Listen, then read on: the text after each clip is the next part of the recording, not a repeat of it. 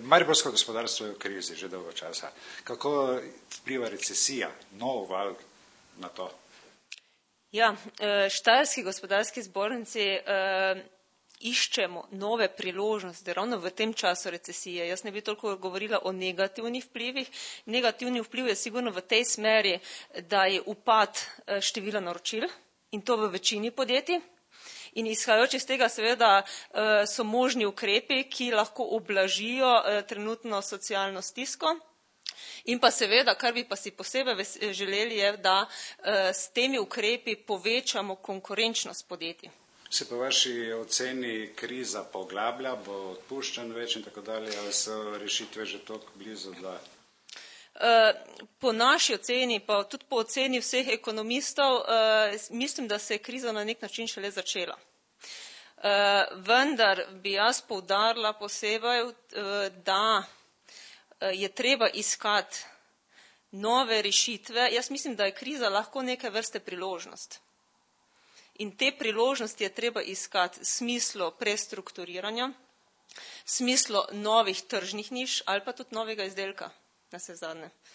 In jaz mislim, da bi tu mogla vlada kar dosti tudi postoriti. En ta ukrep, ki je bil zdaj v tem trenutku, mislim, da še ne sprejet ali pa vse obravnavan, je skrajševanje delovnega časa.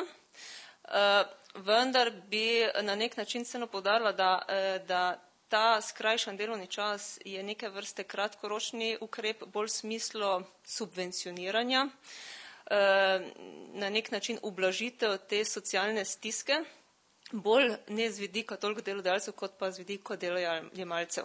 Dobro, da so konkretna. Kaj pomeni za Maribor vse skupaj zdaj? Bo več nezaposlenih se po vaši oceni ali se bo podjetja zvlekla s pomočjo države, mislim?